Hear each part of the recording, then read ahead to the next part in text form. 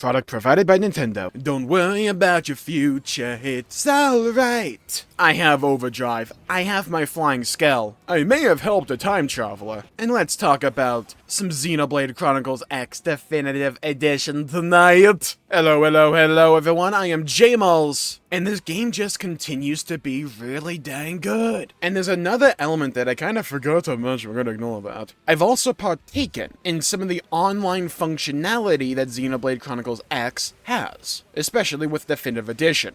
When I had played the game back on the Wii U, I'd never really done anything with the online, and it changes the experience quite a bit, for the better in my opinion. And it's a really cool element to this game. There's a lot to talk about, so let's get into Xenoblade Chronicles X Definitive Edition. I have beaten Chapter 9, and I've wanted to do a lot of side content before I get to the new stuff, so I'm choosing, right now, to get most of it out of the way. There's still some that unlocks after Chapter 10 and 11, but I'll get to that when we get to it. But the important thing is I have hit the final, at least in the original version, the final big perspective-changing moment. I've gotten my flying Skell, where once again, just like when I got my Skell originally, it changes how you perceive the world, how you interact with it, and everything really changes. Now you can actually just go everywhere. And I do admit that kind of missing a bit of just running around the world, and no longer having to find ways to jump up various cliffs and stuff like that. I do kind of miss that feel. However, I had explored the world of Mira extensively up to that point in time, so now that I have flying, I can just experience and enjoy Xenoblade X in a completely different way. And I think there is value to that, and a lot of value, and it goes back to what I talked about before, in regards to how Xenoblade X is one of the best examples of an open world game I've ever played, because the world itself is the content, and the way you interface with the world changes over time to keep you on your toes and to keep the world feeling fresh and new. Now, I also did the Liesel Affinity quest to get cockpit mode for the Racefelg, and it's pretty good. I played around with it quite a bit, and while the Racefelg itself, combat-wise, I wouldn't really use much. I would just elect to go for anything else, really, especially since I can go get a Phoenix and a G2 Buster, which is what I did. The cockpit mode is rather interesting. For those who don't know what it is, you essentially turn into a freaking jet, and I believe you go much faster while in cockpit mode. It kind of controls like butt cheeks. I will say, I don't know who thought it was a good idea to have, only inverted controls, vertically at least, for cockpit mode, and, only cockpit mode, but it's weird, and at least for me, I end up crashing into quite a bit. But if you want to get to a destination pretty dang fast, it is good for that. And it also just feels really cool to be able to go in, first-person mode. Not really first-person, but, behind the shoulder in the cockpit mode. It's not particularly, a really good strategy, but I think things can just be cool to be cool. It is kind of funny, though, that I don't find much use in cockpit mode outside of when you initially get it, because if you get all the actual probes installed, you get a lot of fast travel points across the world, so you don't really even need to go that fast. You can just, teleport and stay in a more viable mech in combat, which is what I've elected to do, but you have the option, which I think is appreciated. At least on my part. It's something that I hope they do really lean into if they ever do a Xenoblade X2, is to have Skells that behave differently outside of combat to each other and have different functionality. I talked about last time how it could be really cool if, while we're still in the ground Skell stages, you get a Skell that jumps really high or jumps really far, etc., etc. Having different Skells that behave and function differently to each other, I think could be a really cool idea, especially in a potential sequel. But who knows? I haven't gotten that far yet to really know what the new stuff is. Who knows what will be addressed there. But yeah, they did showcase the Racefelg in the actual trailers, including the cruise control, which is the jet version of the Racefelg while flying. But it was a pretty fun surprise just to see how fast that thing went, because you do absolutely zoom. And while I think flying controls could be a little bit clunky every now and then, or just a bit floaty, again, the pros outweigh the cons for me, and I think the pros of the system in terms of functionality, in terms of being able to just move around the world and fly from point A to B while also being able to combat various indigens and mechs and gangly and oh my, while also being able to customize his Skells, which is a system that I've always loved, and it's still really cool. It's just really good. And I can imagine if you didn't consume that many trailers, if you actually got the Racefelg and then unlocked cruise control, that must have been a really sick moment. Overdrive, though. I always liked the concept of Overdrive, though I didn't really particularly know how to use it that well or effectively. But again, quick cooldown just coming in clutch, Dagger 3 from Deep being awesome, and one of the best gameplay additions Xenoblade has ever had in the series. God, I love quick cooldown, and it makes Overdrive so much better. Overdrive feels more fast, more furious, not the movie, not Vin Diesel, but like the same energy, if that makes sense. And when you get into a flow of Overdrive, and you start to really be able to extend that Overdrive timer, it just feels so dang good. I love the fact the music changes, I love the fact you just go faster, you hit harder, it's just really dang cool. It's a great change of pace, and it's a great mode just to feel far more powerful. And I like how you can build into Overdrive if you really want to, and even if you don't, you can still make use of Overdrive if you understand the mechanics. It's one of the things when it comes to Xenoblade X that I've really come to appreciate, especially with this recent playthrough, is just how many different systems and how many different builds, and just how many different ways there are to interface with Xenoblade X there are. And the more you put into the game, the more you get out. But like being able to interface with those systems can often require quite a few resources. And if you didn't have access to online functionality, like I did with my last playthrough of Xenoblade X back on the Wii U, it involves a ton of grinding and waiting around. However, online play largely addresses all of that because it doesn't remove the grind inherently, it just expedites it up a lot. You can farm out credits, you can farm out Miranium, like, rather quickly. There are missions you can go on for online play that do not take that long if you're built, like, halfway decently. And you just get 30k Miranium from them, or 300,000 credits, or 360 affinity. So if you want to go, like I do, and do a bunch of the affinity missions, swap your entire party to characters that you, well, need more affinity on, go bust out a few of those affinity missions, you might go up a rank. Even if you just go do a bunch of side quests, you still gain good amounts of affinity.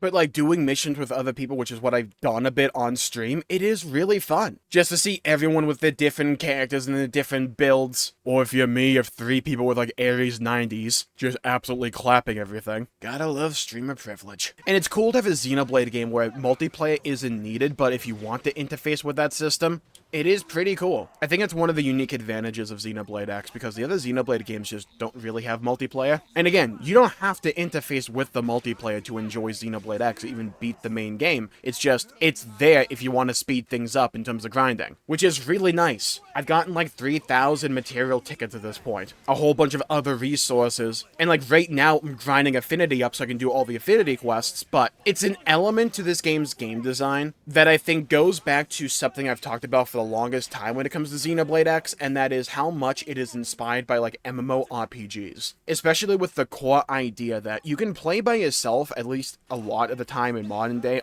MMORPGs, but you are incentivized and things speed up a lot if you play with other people, and that's an element that exists within Xenoblade Chronicles X. Even then, there are like offline missions or just like regular missions you can do with your NPC party and get decent amounts of resources like affinity, Miranium, and credits.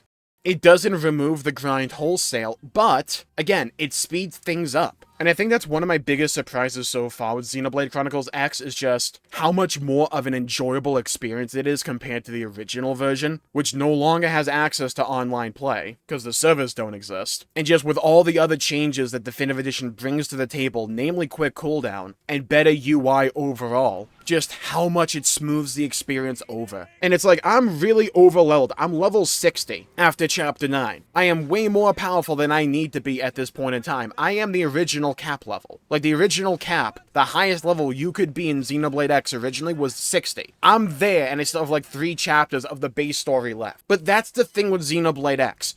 Sure, the main campaign may be rather easy for me at this point, but there's so many high-level things across the world, I never feel as if I'm, like, completely turbo-stopping the game. I can just get ahead and go grind better stuff for myself. Or there's now enemies in the overworld that are now online and viable for me to, like, overcome and fight. So it doesn't make the entire game feel like a curb stomp because there's still things that can challenge me. And I love that feel, I love that element to Xenoblade X's design. Now, something is kind of coming back to bite me in the butt, and that is the affinity system. Let's talk about it. A lot of the times when it comes to RPGs, I like to just pick a crew and largely stick with them, which is kind of what I did. I had MC, you know, my Mallow Sky with red hair that's voiced by Shido from Persona 5, Elma, Lynn, and then I like picking one of the two new characters, Liesel Diesel, as I like to call her, or Neil Nail. But it kind of left all my other characters with rather low affinity, and now that I want to do the affinity quest, yeah, I kind of have to grind. Thank God I can kind of just spam missions that give 360 affinity a pop. So it's not like instantaneous, but it's like, it's kind of coming back to bite me in the butt a little bit. But it does kind of go back to that previous point I was talking about, where the more you put into Xenoblade X, the more you get out. And I like learning about all these little systems that X brings to the table. You don't really need them at all for the main story, because the stuff that is in the main story generally isn't like that hard, but if you learn one system, generally you'll gain more damage. If you learn another one, you'll gain even more damage, and maybe those two systems work with each other, so you'll just bolster your damage even further because of that. Oh, you unlock L's shop, so now you can put more augments on your gear for Moranium. Oh, you also learned how to upgrade your augments, so now they're even more powerful. Oh, you learned how to buff up one specific damage attribute, so now your damage is also through the roof. Oh, you also managed to get a bunch of Skells and found good weapons for them, so you can gear up the rest of your party by doing that. It's systems on top of systems that you don't need to force yourself to interface with. You'll just have a harder time about the world, but if you choose to learn how the game works and operates, you'll get way more out of it, and I appreciate that element to Xenoblade X's design. It leans more into being an RPG and a more traditional, like, gameplay-oriented RPG than the other Xenoblade games do. And I like that uniqueness that X has to it. On top of that, the side quests in this game are freaking wacky. There's one, like, collectathon side quest where there's a bunch of, like, toy lobsters around New LA that are actually bombs. There's another side quest that I did where I have to help I'm not joking here, a time traveler from 3,000 years in the future, and you have to help him build a Back to the Future DeLorean pretty much, and it's great. Xenoblade X is a weird game, and in all the right ways, but it's also fascinating in terms of its overall design, because it's like broken up into different phases. In the early game, you're on your feet, right? You're running around this giant, grand, open world that is so massive in scope and scale, and you're putting down your various data probes, you're expanding Frontier Nav, you're doing the occasional side quest, you're learning more about these characters, learning more about Blade and the story going on, and you're becoming acclimated to how the combat and the overall gameplay works and flows.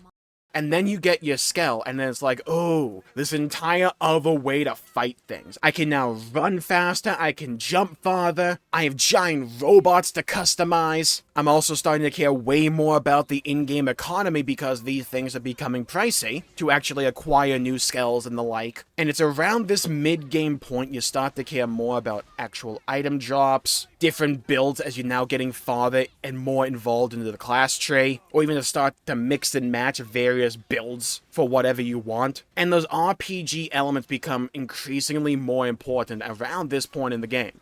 And then when you get flying, by that point in the game, you've probably already ran around the world so much, you know it like the back of your hand. And now with flying, it's now no longer necessarily about exploring the open world, but making use of the world for what you want, and going through a whole host of quest lines, because a lot of affinity quests become available at that point in the game. So now the focus isn't necessarily on, like, exploration, at least for me. It's not necessarily on exploration and this sense of discovery like it was originally. Now, you've largely discovered the world, now it's making use of it, managing various elements, balancing and spinning all these plates to get more story, to get more power. Online play becomes far more, well, to me, useful when you get to the later portions of the game, like post-Chapter 9, where I'm at in the game right now. If you've grinded a little bit, or you just happen to fight high-level mobs, which you can easily do in this game, you rack up a lot of experience, so chances are you're starting to get the little parts of the end game that come online, even when you haven't beaten the story yet. Now things start to become a little bit more like a checklist of things you want to accomplish, and things you still want to do.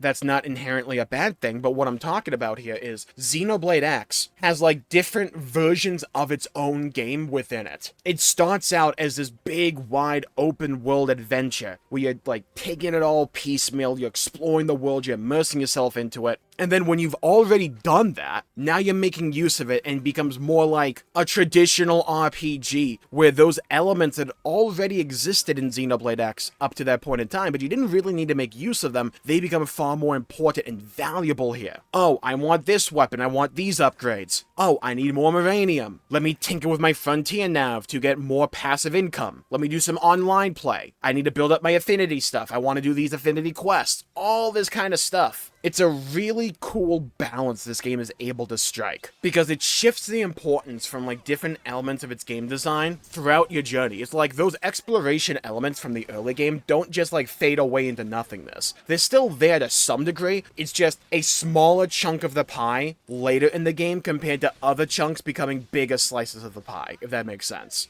I am really excited, though, to dive into the new content eventually, because I am really partial to the exploration elements of Xenoblade X. And I still kind of need to explore Cauldros at that. I'm kind of putting that one off, but I still need to get around to that. But yeah, what's up next for me in Xenoblade X? I want to do all the affinity quests, and probably all the side quests as well, at least the main important ones. Then I want to beat the main campaign, I want to get an Ares 90, and then probably dive into the new stuff.